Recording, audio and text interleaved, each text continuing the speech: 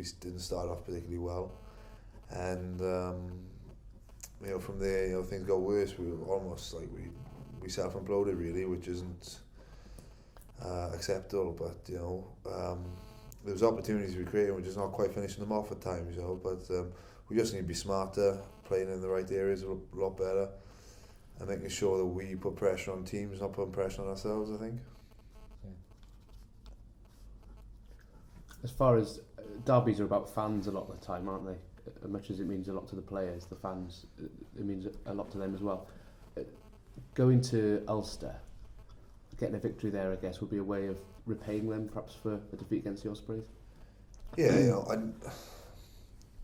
we're always happy with the fans, but it's not like I said we're repaying them. Like we're all disappointed in the way we played and the result, but it's a bigger picture as well. Like we want to win the derbies, we put a lot of pride in the derbies, but what the season is going at the moment, we're sitting in a pretty good position in the league. I know it is vital that we look to move on from there.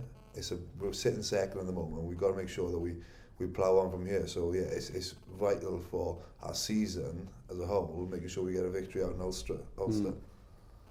Because you're in second position, but not a strong position as you were a little while ago. How much of a concern is that to you? Not really, because there's a lot to play for now. There's loads against the rest of the season. We just got to be confident in our own abilities, in the squad that we have, and realising that we can do it now. I think over the last couple of years, the last 2 years we finished fifth, but I think it's a big thing for us this year, making sure that we do have something to play for at the end of the season. Ulster lost to Munster the other day, but there were changes to the Ulster team. Do you read anything into that result? Well, I think they made about 11 changes, and obviously they're going to put. I would have thought they would have put a strong team out as well before the Heineken, and making sure they have a hit out. But going to Ulster is always a tough place. They have great support, and they always play well at home. Has it been difficult for you personally, skippering the side lately, Jonathan? Been a new thing for me. I never really done it through age group or anything like that. So obviously it's a huge honour to be asked to lead the Scarlets, but I'm just trying to do my own job, making sure I'm doing my own jobs, and it was something new. So yeah, it's just been a new experience. That you enjoying it? Yeah, it's gone alright.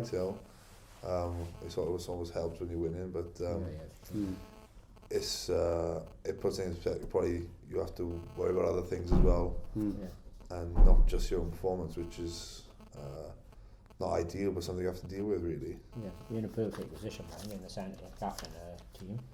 You would have thought so, yeah. A lot happens up front, and obviously when I don't know what's happening up front a lot of time, but I'm just trying to do as much as I can for the team, making sure that my performances are helping the team and not in a negative way. Obviously you've only won one match in December. I know you had tough fixtures and all. Why do you think that? I think, like I said before, we're giving teams starts. We're giving teams easy points. Are you going to change your warm-up then? I don't know, I think go and have a match with 20 minutes we'll have to start at 20 but no, it's not ideal, and we're always playing catch up then. I think in the 3 games that we lost in December, I think we've gone 10 or 12 points down before you know it, and it's always a tough asset against teams like Exeter and the Ospreys, who can close games out, and they're comfortable in that way. So I think making sure that we start better and not put pressure on ourselves, play in the right areas. Obviously Ulster will come flying at you over there. Yeah. So you've got to be prepared for that. Yeah, we've got to make sure they always start very well and always have a high intensity game plan. But there's a lot in our game at the moment. I think we're playing pretty well in patches. We just got to make sure we get it from the start and keep going for the full 80. I think that's probably something that we haven't done much this season, making sure our performances have been for the full game. What did you learn about them from the game at the start of the month? Well, obviously conditions were pretty poor that night, but they're very solid. They know what each other needs to do with the team, their game plan, and they have a strong squad. So they're a very good team, and we just got to make sure that we execute what we want to do on the weekend. Ulster over there then, Phil, what's your thoughts on it and the challenge up front? It'll be top of the table clash, to be honest. You can see the way they've been playing the last 3 or 4 months that they're a great outfit. They got a good strong squad there, so to go out there and take something away from them would be massive. It's something we've got our eyes on as well as a squad. We need to get as many points as possible at home and away if we want to continue to chase this top of the league. Yeah. It's sort of tailed off a bit, hasn't it, last week, the Chris was? Yeah, it has. I know we've slipped up the last couple of games. There's some points we could have maybe taken in the bag there, but there's a long way to go yet. Yeah. Ulster's home form has been superb this year. What makes it such a difficult place to go, do you think? I think it's not such a difficult place to go. I think every team, they pride themselves on being a good home team. Yeah. But when you've got a quality squad the size of Ulster's squad with some of the players that they've got, they're playing well. So it's mainly the team, it's not the place, to be honest. Right. But you still go there with belief, I guess, despite the a poor run of recent form. Yeah, definite. If you don't believe you're going to win, you never will win. So we've targeted it as a game. We need to go and get some points away from them. So just to close that gap a little bit more, really. In terms of finishing top of the league, this could be a pretty important game, couldn't it? In terms of what a win either way would do to the gap between you and Ulster. Yeah, it will.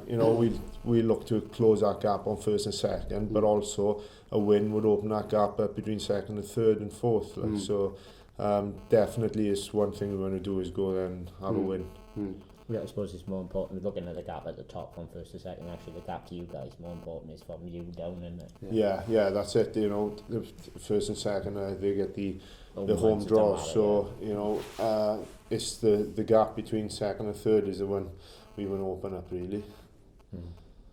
Because as Steve said earlier, it's Constantine in a bit. It's getting a bit tighter now, is it? Basically. Yeah. So it's getting a bit tighter there now, but like I said earlier, there's a lot more games to play and a long way to go. Yeah. What was your take on the battle up front in the game against the Ospreys? It was a difficult battle. Couple of things went against us early on, maybe. The penalty try was one thing. They kept us in the corners, put pressure on our line out as well. Yeah. So it was a tough battle up front. The Ospreys, good pack, as you know yourselves, and it was quite difficult. What were the conversations sort of in the dressing room afterwards between the forwards and it was disappointment more than anything. A couple of decisions went against us. We thought early on of the scrum. There was a few scrums we were under pressure. We lowered our hands up to that, but there was a couple of other scrums that we were penalised for, free kicked for going early, and when you look back on the video, it was just good timing, really. Right. Yeah, Ospreys, their pack is as good as any that you played this season. It's hard to say. Some teams, depending what pack they put out there now, Adam Jones is obviously a big part of the Ospreys pack, but you look at the Munsters, you got BJ Botha, you got Ulster, they'll have Tom Court and John Afoa, so you look at all the packs these days in the Rabo League, they're all tough packs. You spoke about Afoa there. He's been a great signing for them. Yeah, he's been a good signing for them. He's he does a lot of work. He does. He's good scrimmager and he's good around the park. They've got Tom Court there as well, who's an international player, so as well as best at hooker, they're